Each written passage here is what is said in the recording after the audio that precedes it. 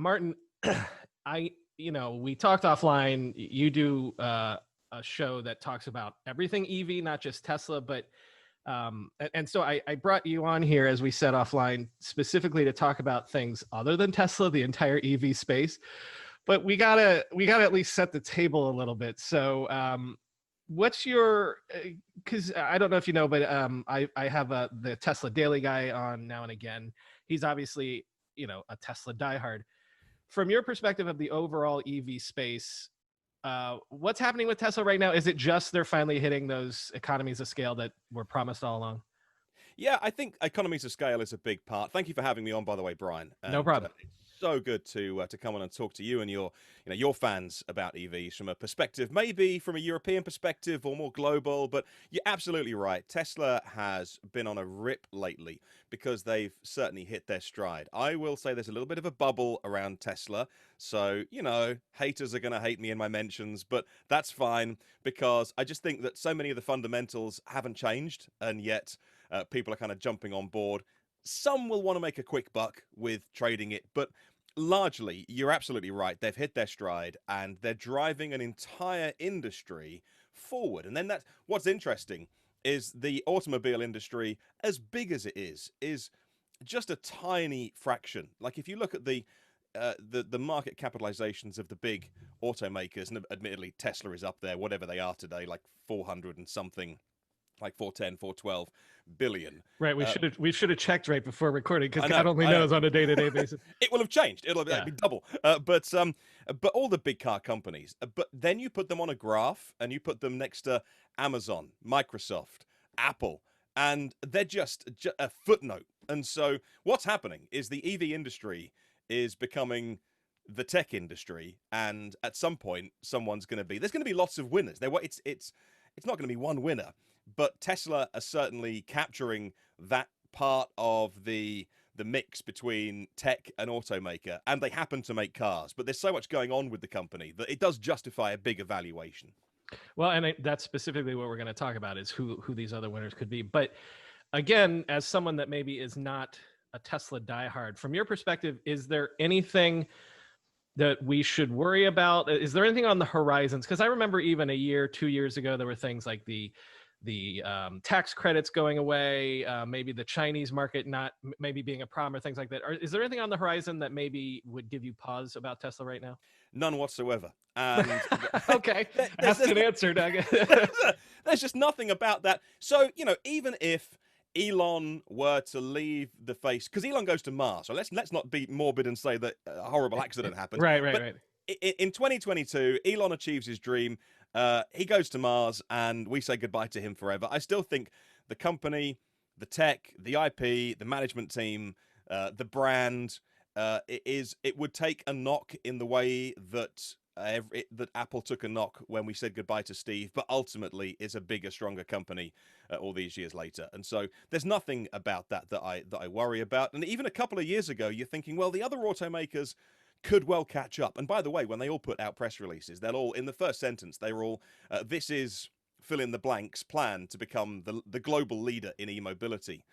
And from the off, it's a joke because they've got to really go some to beat Tesla. They're not going to disappear. There's also the doomsayers that are like, oh, all the existing automakers are going to disappear. They won't. They'll find new ways of doing business. But Tesla, for so many reasons, are just leading the way. And even the head of VW, as in the group, not the brand, but Herbert Diess, arrived in 2015, boss in 2018. He has gone on the record and said, Elon can take risks that we can't with 300,000 employees, and he's leading. He's not a fanboy so much, but he's saying Elon's leading and we're fast followers. And so they, like, VW know their place, but it's a beast of a company to turn around. Well, let's start with them, the fast followers of the major automakers. Just for the sake of, I think I want to learn more about the startups. But so, who among the major auto players is the best position right now? If you were going to say, well, they're going to be the ones that are most likely to get this and to be the most successful at EV, who would you say? I think VW have got a really good shout because although they've done some bad things recently, and their reputation has taken a knock. They do have somebody at the helm. As I say, he came from BMW, and if you like cars like the i3 and the i8, he was at BMW when they came around, and now he's at VW, turning that company into an electric car company. So they sell something like 11 million cars a year, and they've got some really ambitious goals. Admittedly, I think they should still be bigger, but when you're owned by largely a family like the Porsche and the family, even the state, like a bit of the state of Lower Saxony owns VW, and then you've got massive union pressure. What they're doing, I think, is as good as they can do. Now, the first VW ID3s were made last November, so we're heading towards those cars sitting in a big car park for the last year. And why aren't they in customers' hands? Well, they'll say that they always wanted to be on the road in summer 2020. The truth is the software wasn't finished, and the whole thing's been a real mess, and people will be under massive pressure. It's a company, anyway, that has a culture of just driving people, really hard. It's ultimately what probably led to Dieselgate in terms of so much pressure. But the software's been the letdown with the ID3. It's the first car not coming to North America. It's the Golf that's not a Golf. It's the size and shape and price of a Golf, but don't call it a Golf. It's the ID3. But this sits on a platform, and this platform will be used across the group. Other companies like Ford are licensing this platform. It's called the MEB platform, and there'll be tens of millions of cars on the road using this platform, but it's not got off to a great start because it's not ready. Now, if customers want to take delivery of their ID3s in Europe, they can, and they'll be called, I think they're being called first movers, which is a way of sugaring it somewhat. In other words, you get your car now, but it's not quite ready. Look, the things that aren't, I'm being slightly cheeky, the things that aren't finished, I think like the head-up display and stuff, none of this is a deal breaker. And then if you want the software complete version, you can wait till next year. But look, how is that different to Autopilot and Tesla, which is still labeled as beta? Right. But Tesla as a startup have fostered this kind of reputation of it's fine for them to do it, and yet I'm saying not VW. And so I'm being the hypocrite. Actually, well, Tesla put stuff out there that isn't ready, isn't finished, and they get praised for it. But at the same time, they're putting stuff out there at greater volume. Like, educate me about that. Like, I'm looking at numbers that I saw right before talking to you that like Tesla's delivering like 70,000 cars in the US right now, while like the Bolt is doing 8,000 a year, the Leaf is doing 3,000 a year. So like none of the legacy automakers are doing anywhere near the EV volume that Tesla is, right? I mean, it's just embarrassing. They did 180,000 deliveries in the first half of the year. They may well hit. They'll get towards 500,000 cars, even with COVID and 7 weeks of shutdown in California, because by that time, Shanghai was back up and running for them. And so they were still producing cars. But next year, they're going to have, with a full year of operation, they're going to have Shanghai making all those Model 3s. They got that factory done a year to the day. 6th of Jan 2019, Elon was there for the groundbreaking ceremony and the pictures. A year to the day later, customers were driving their Model 3s. And the Model Y factory, which kind of goes unreported now because it's not sexy anymore, but huge construction worker in Shanghai for Model Y, for batteries. So 300,000 cars from there. And over here in Europe, you're going to have Giga Berlin making cars by the end of the year, but customer cars by next year. So Tesla can do between 1.3 and 1.5 million vehicles by the end of next year. Layer in Texas with the Austin Gigafactory and Cybertruck, which has anything from 500,000 upwards of pre-orders, although only $100, but it still counts. And they're just unstoppable right now. The numbers are huge, and no one else is doing even 5 figures. No one's even close. Okay. So although I can say, look, I think VW have got the right idea. The Chinese company, so Tesla were the biggest EV company in the world last year. The companies behind them, like BYD, very famous for buses and commercial vehicles, and BAIC and some big Chinese startups as well, which have got grand plans. No, in terms of numbers, no one's coming close. What about the tech? Because again, I was just reading before talking to you, like an analyst says that there are some people like the Audis, the Porsches of the world, where the vehicles might be superior to Tesla in a lot of ways, except in one very important piece of tech, which is the range. Is that still holding true? I think range is king. I think there's a couple of things happening here. Range is king in people's minds, but it's not. My EV does 200 miles. Like, I've got a small city car that I drive because when am I going to do 200 miles? Like, we just do chores. And if we do a long road trip, it's not onerous to stop for 30 minutes and charge up. But the perception from people coming from combustion cars is they need, 1,000 miles whilst towing a horse box and having 8 kids in the back and, not stopping for 12 hours. That's the perception. And so what Elon's done cleverly, he tweeted recently about what he thinks the new minimum range is. And he was saying, I don't think you can sell an EV with 300 miles, because they were dropping the base Model Y and saying, we're not going to make that one anymore because it's not going to go far enough. So we think 300 miles is the base. Conveniently, no one else is really making an EV that goes that far. So again, an efficiency advantage from which another box they get ticked there with Tesla. But they have got competition coming. Right, which let's get to that.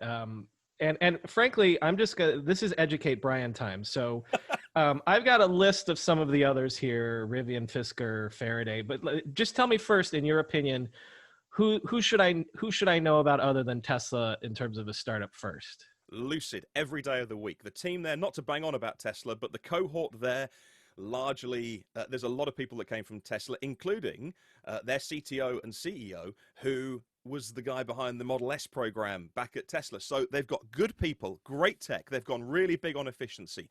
So look out for the Lucid Air, 517 miles range. Right. We were just talking about range anxiety, but they're 500 miles. Like they would be the first to break that barrier, right? Yeah, completely. And they're doing it with efficiency. So, okay, so low slung sedan, but also they've worked so hard on reducing things like the motor size, the weight.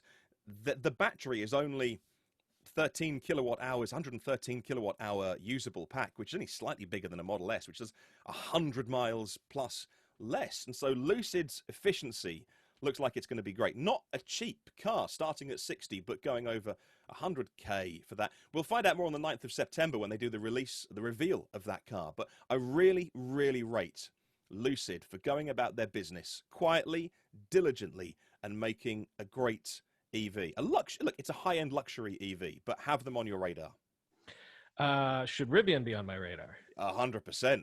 Massive investment from Amazon, and Rivian, again, they've been around a long time, and they've taken many years to find their groove, but they're in their groove now. And again, a company which is going to be releasing 2 EVs, so trucks aren't a big deal over here. Like, we have, don't get me wrong, Europe has trucks, but we don't have the relationship you have with trucks. Right. So a lot of these companies we're talking about, they're kind of leading with pickup trucks and things like that. Yeah. Yeah, so we don't get that because we have trucks. You see them on the roads. I'm not saying they don't exist, but they're a working vehicle. And so we don't get what you have, which is people buy a truck just to go to do leisure pursuits at the weekend and use it for your regular commute. Nothing ever gets loaded in the back. So they're doing the truck, they're doing the SUV. Again, great range and really great tech with the Rivian. Not cheap cars, but a more conventional looking truck than like the Cybertruck. Lucid was the one that took the money from the Saudi Arabian public investment fund, I think. So they got $1 billion. So you're saying that Rivian is heavily backed by Amazon?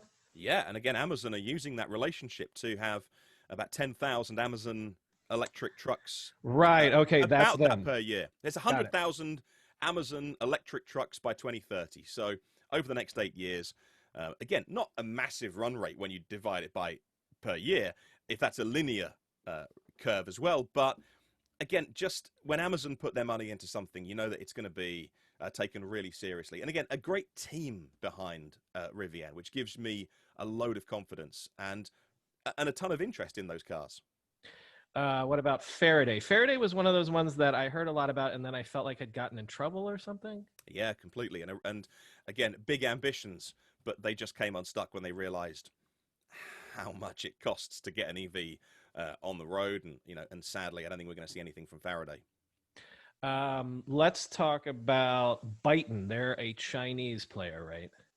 Yeah, completely. And they're one of the Chinese players. Byton, again, have had their struggles, but recent news, they could be getting some more investment and things could be looking up there with Byton.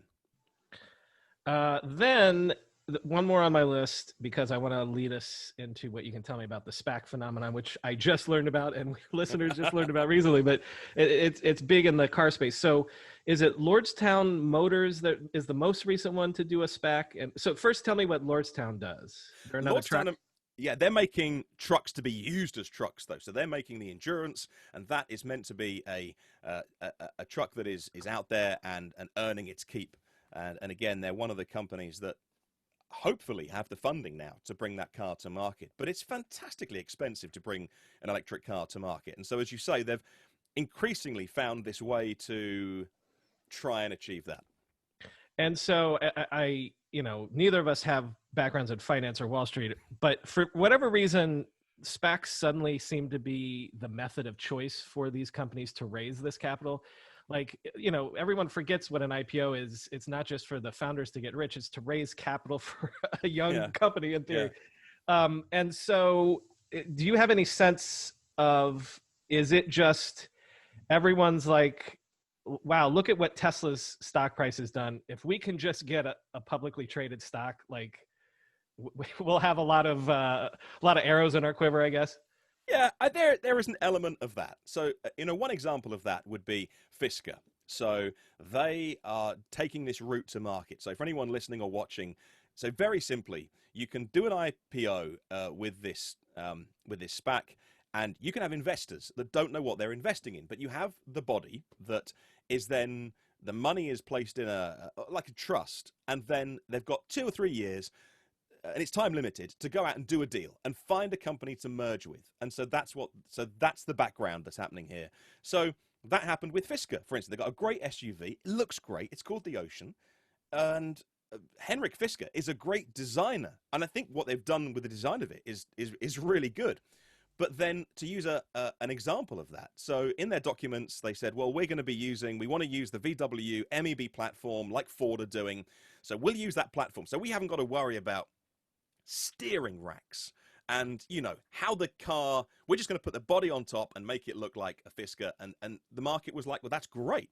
And then when they had to file their SEC documents and VW were like, I don't think you are. And they had to file the documents to go, we're not, but we're really hopeful that VW will carry on talking to us. And if not, we'll find somebody else.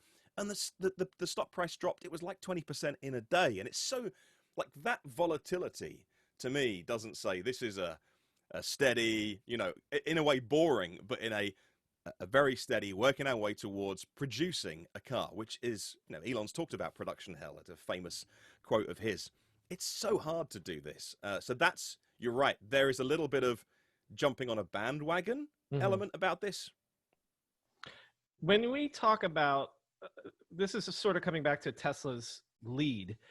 When we talk about anybody, a Fisker, a Rivian, whoever, coming to market in a big way, are we talking about next year? Or are we talking about 2022? Like, again, all of these things that we've seen, all these growing pains that we've seen Tesla go through over the last 5 years, that's still in store for all these guys, right? And it's so frustrating for me because for years I've been banging on about electric cars, and now we have so much heat around them. Now, almost now, I'm like, slow down a bit, because it's not this easy to simply go, well, here's a render of a car, and we're going to make loads of them, and we've raised a ton of money. It's really hard. And actually, if you take VW, for instance, the ID3 is the first one. That's the Golf shaped. The ID4 is the next one. That's, if you want, a Tesla Model Y competitor. That's the one coming to the US first.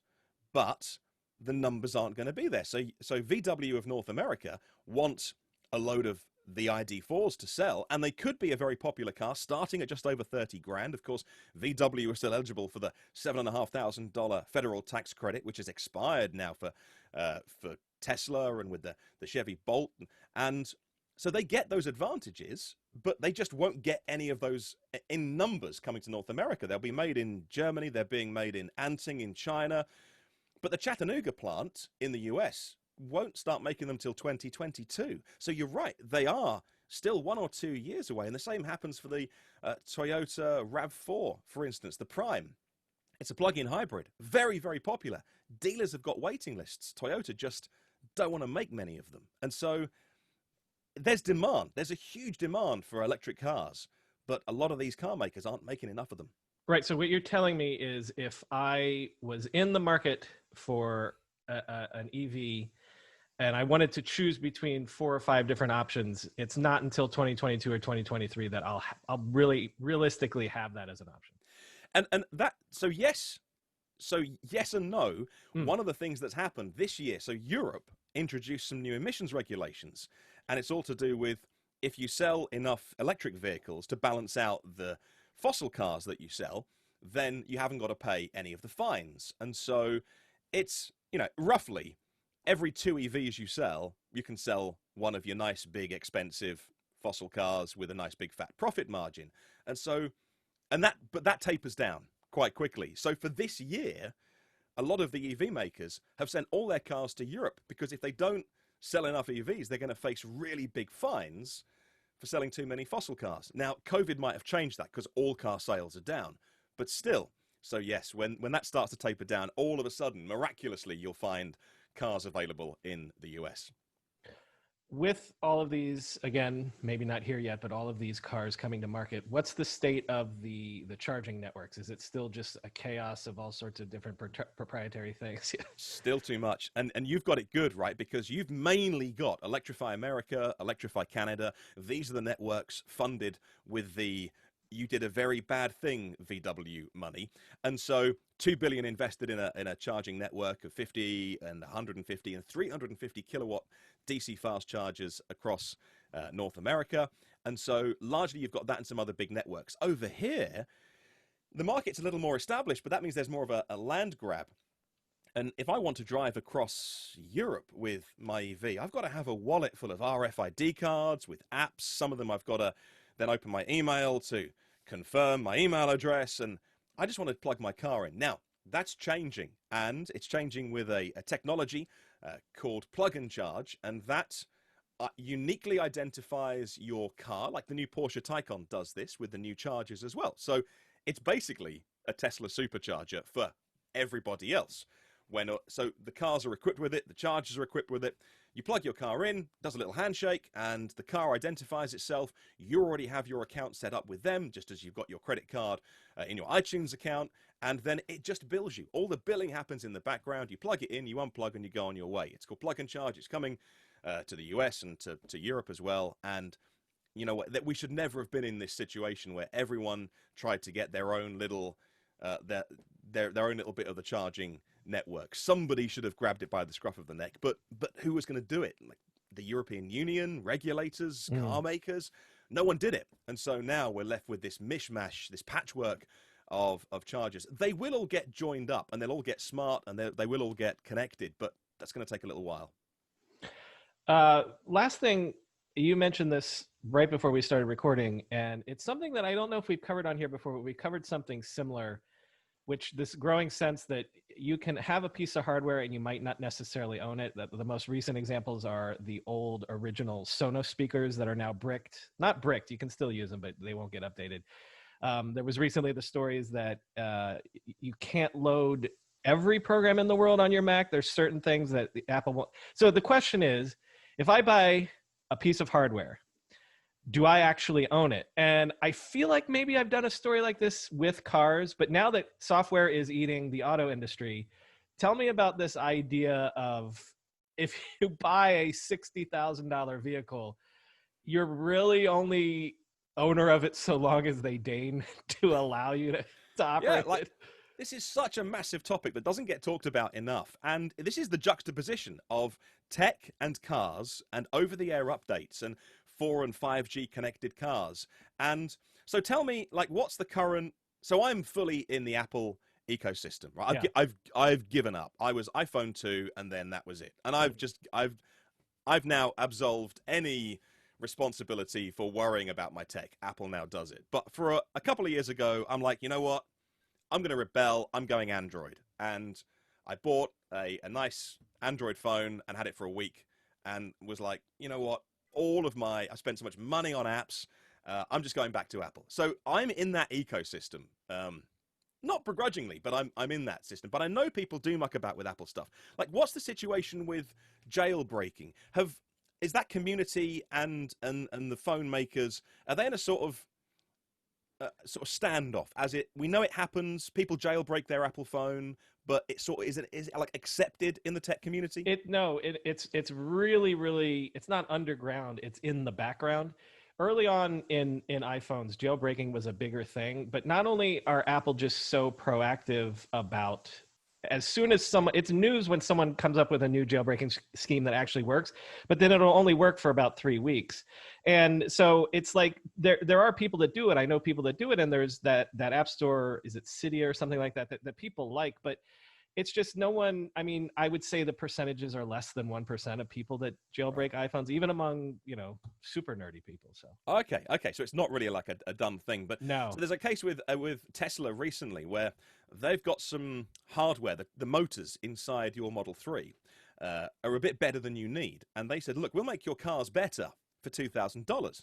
Now, there's a third-party company that came along, either with a dongle or they've done something smart. There's like 300 million lines of code in an EV, but they've done something smart where they'll do that upgrade for you for $1,000. And so people did it.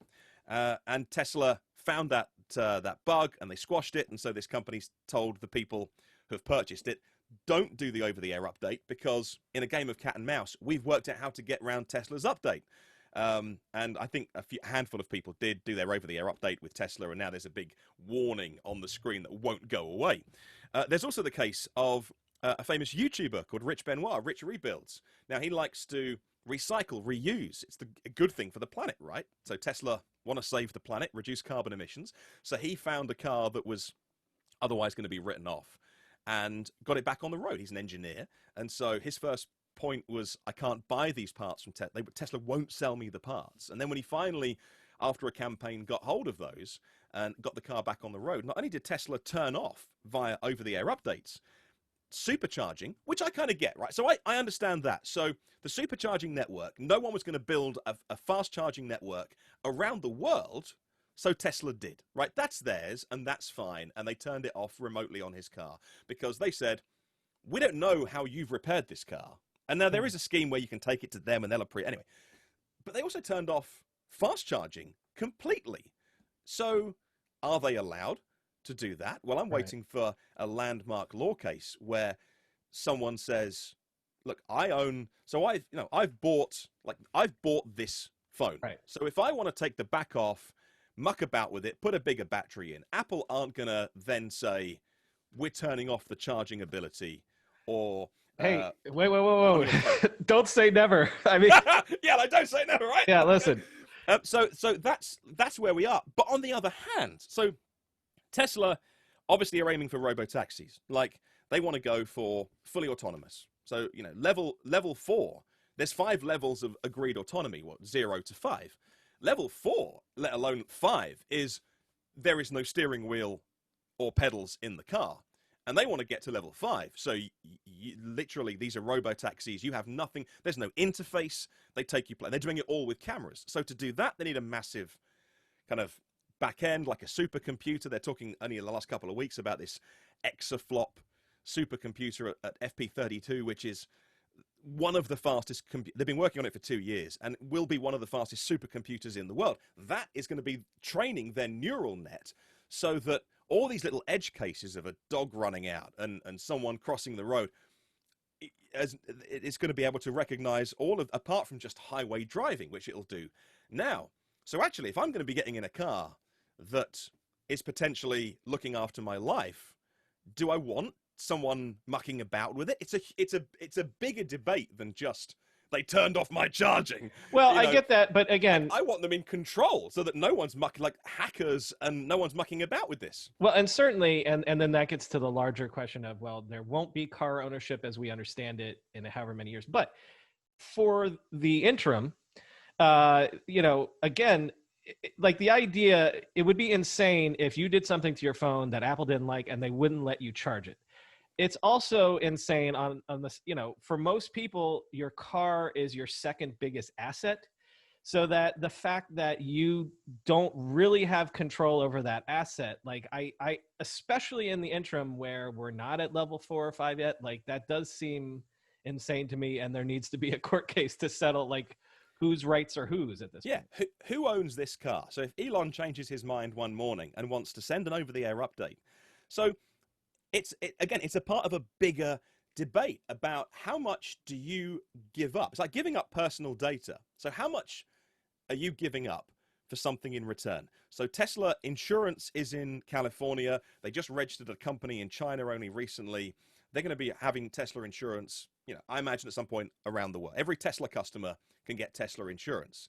That's because of all the cameras on the car and all the sensors on the car, so that at every moment, at any time when you're driving that car, it'll know how hard you're pushing the accelerator, how hard you're braking, how hard you're cornering. Your insurance price can be reflected on how safe a driver you are. Right. We have done stories about that, yes. Right. So how much data, those cars are high performance, like Teslas are quick, they're fun to drive. But what, if I want to get a cheap insurance price, they know everything about me that I actually have to drive like a grandma to get cheaper insurance. So at what point do you want a connected product that is in a way always umbilically linked to the mothership? And that's, with cars, something that we've, because they've been shipped by the car makers, they arrive in your driveway. And if you want to take off the exhaust and put some big boy racer or big wheels or mod it, or like modding PCs and stuff like that, it has been the way forever. And so that's the culture that's a car culture that it would take. There would be a lot of kickback on that if people were like, you can't do that anymore. Well, you can't. You simply can't do that with it. You can't do something with a Tesla that they don't approve of and they don't like, or they'll just turn it off. So that's where we are now. At some point, that's going to get resolved when someone says, I challenge you to this, and I don't know where it's going to end up. But generally, it's where EVs are going, though, right? We want our cars to be fully connected. We go and charge them wherever we are. We plug them in. It just works. All of that relies on a level of a relationship with the people who sold you your car, more than simply taking it back to the dealer once a year for an oil change. So this is... we are in the first couple of years of a new era of how our relationship with how we get around. And again, that's part of the whole kind of e-scooter, e-bike, e-car, what we're going to experience over the next 10 and 20 years. It's really exciting, but so many hurdles to overcome. Well, listen, don't ask my wife about we just got a car for the first time in 10 years, and I have 6 speeding tickets in the first 3 weeks, because here in New York City, they have the camera enforced stuff. So 2 weeks later in the mail, I get a little thing. Hey, we caught you. And here's a picture of you going 4 miles over the speed limit here at this intersection, So talk about driving like a grandma here in Brooklyn. I have been forced to drive like a grandma. So guess what, everybody, it's coming for you too. Listen, Martyn, that was beautiful. This is one of those episodes where it's educate Brian. If you want to be educated, it sounds like I need to listen to the EV News Daily podcast. Right. Okay. So I'm probably more passionate than most people about electric cars, but I'm not a kind of a single-minded cult member. I do appreciate there's pros and cons, but if you want to come and have a conversation, I do a daily podcast. I launched it. I've done 860 of them. So I just passed 700. So we're in simpler cohorts there. Yeah. Yeah. I was February. You were the March. And there you go. When you started that, it was like an endorsement of the model, because everyone said you are mad, because I was 7 days a week for a long time, and everyone said you are mad to do a 20-minute podcast about electric cars every day. And then when you started yours, I was able to go, well, look, this guy has been podcasting for ages and he's doing it, so I can't be that wrong. And so it's called EV News Daily, and it's like, if you happen to know a podcast that is like a TLDR of the tech world that you get for your journey home every day, it's very similar to that, but it's all about electric cars. And subscribe and come and say hi on socials. And I put the audio on YouTube, and I just love having that chat with you wherever you are in that stage of the EV curve, like whether you're still a skeptic or whether you've bought a car, and we'll talk about all those things. Well, Martyn, I think the real answer is anyone that does a daily podcast is insane. But you have the advantage of having an actual proper radio voice, and you clearly know your stuff. So I am going to subscribe today. I promise you. You're a good man. Thank you, sir.